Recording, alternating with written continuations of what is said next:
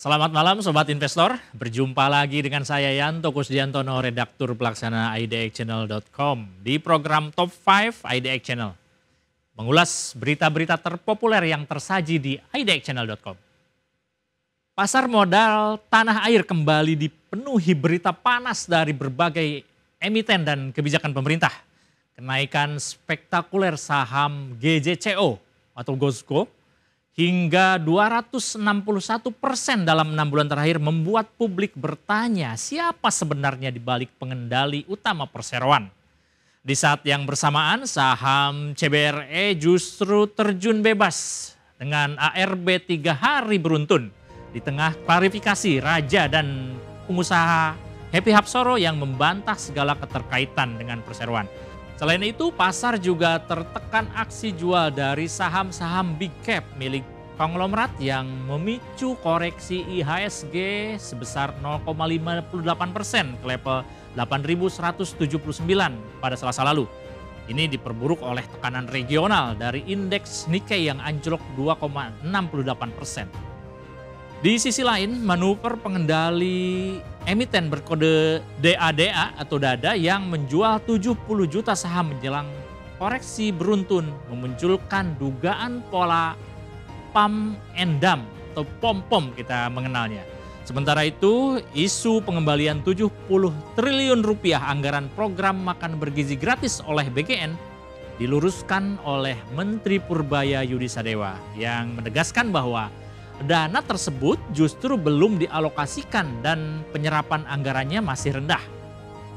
Seluruh perkembangan ini menjadi sorotan utama pasar dan pemerintah yang menandakan dinamika tinggi di tengah pergerakan pasar yang semakin sensitif terhadap rumor, aksi korporasi dan kebijakan fiskal.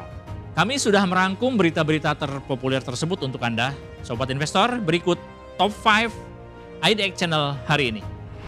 Berita pertama, siapa pengendali GJCO? Sahamnya melejit 261% dalam 6 bulan. PT GOSCO Plantation Tbk atau GJCO merupakan emiten kelapa sawit yang berdiri sejak tahun 2001 lalu dan kini mengelola 15.596 hektar lahan perkebunan. Lahan ini tersebar di Sumatera Selatan yang memproduksi CPO sebanyak 43.934 ton atau turun 13% secara tahunan. Pengendali utama GJCO adalah Chandra Midarta melalui kepemilikan langsung dan lewat PT Golden Zaga Indonesia. Ia menguasai total 54,74% saham perseroan. Struktur kepemilikan per 30 September 2025 menunjukkan bahwa PT Golden Zaga Indonesia memegang 28,37%. Selain itu ada Chandra 26,37% dan publik 31,43%. Harga saham GJCO melonjak tajam dalam 6 bulan terakhir. Kenaikannya mencapai 261,29%. Pada 14 Oktober 2025 saham dibuka di Rp336 atau naik 24,44% dan terkena auto rejection atas atau ARA. Ini melanjutkan tren penguatan dalam 5 hari berturut-turut. Berita kedua, CBRE terjun ARB 3 hari. Raja dan Hapsoro mengklarifikasi. Saham PT Cakra Buana Resource Energy Tbk atau CBRE kembali menyentuh auto rejection bawah atau ARB besar 14,80% ke level 1065 pada 14 Oktober lalu. Dengan antrian jual besar mencapai 124,97 miliar, ini menjadi hari keempat beruntun saham CBRE mengalami pelemahan. 3 di antaranya termasuk ARB.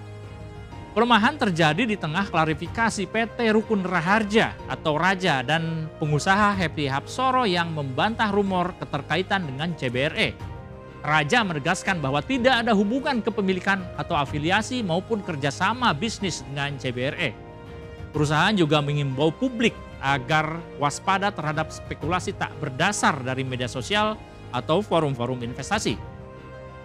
Dari pihak CBRE sendiri menyatakan bahwa saat ini Perseroan tengah fokus pada proses akuisisi perusahaan offshore market leader yang mempunyai peluang realisasi lebih dari 50%. Direktur Utama CBRE Suminto optimistis investor domestik kini lebih rasional dan keputusan pasar lebih ditentukan oleh aksi korporasi nyata, bukan rumor. Lanjut ke berita ketiga, aksi jual konglomerat tekan IHSG, Nikkei turun jadi faktor penentu.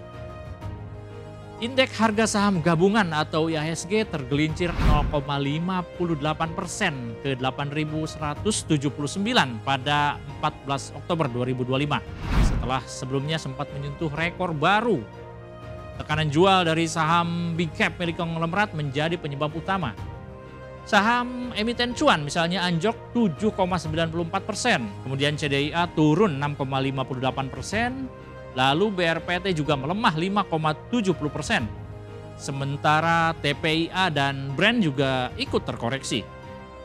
Selain grup Barito, saham teknologi milik Lipo Group yakni MLPT turun 6,26%, kemudian Indofood CBP juga turun 1,7% dan PGUN jatuh 10%. Adapun emiten-emiten besar seperti Telkom, BRI, BRIS dan BNI juga ikut tertekan meski dengan koreksi yang lebih tipis.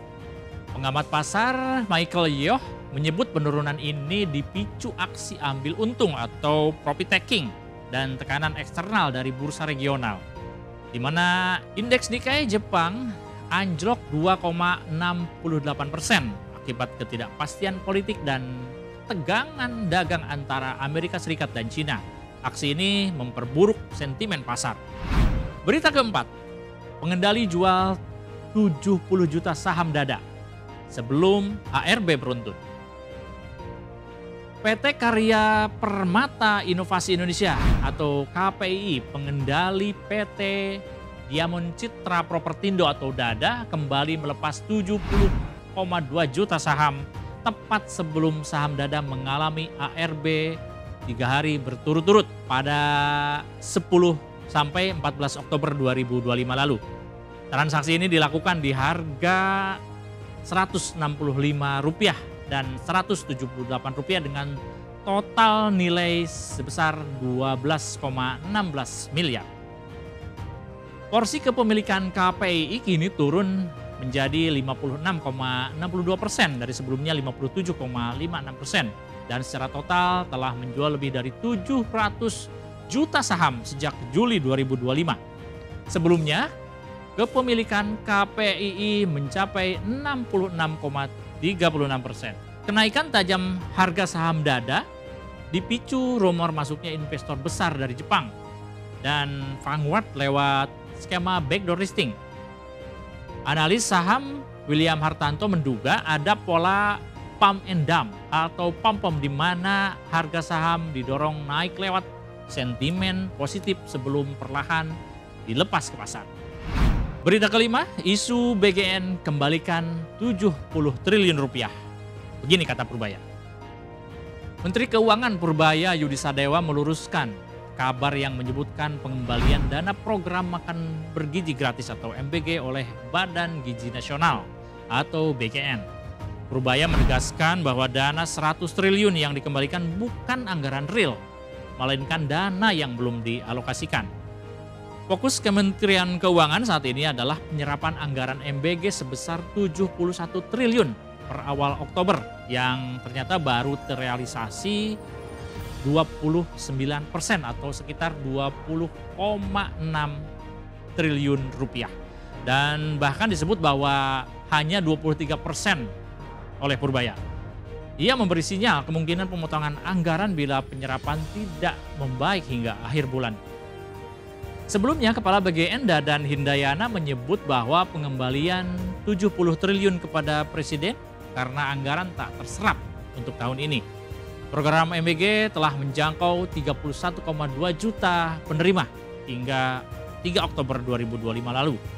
Namun rendahnya serapan anggaran kini justru menjadi sorotan pemerintah. Demikian Top 5 IDX Channel edisi kali ini. Saya Yanto Kusdiantono pamit undur diri. Patut diingat bahwa segala keputusan pembelian maupun penjualan saham sepenuhnya berada di tangan sobat investor semuanya. Pantau terus berita ekonomi, bisnis, dan pasar modal hanya di IDX Channel TV, idxchannel.com, dan media sosial IDX Channel. Sampai jumpa.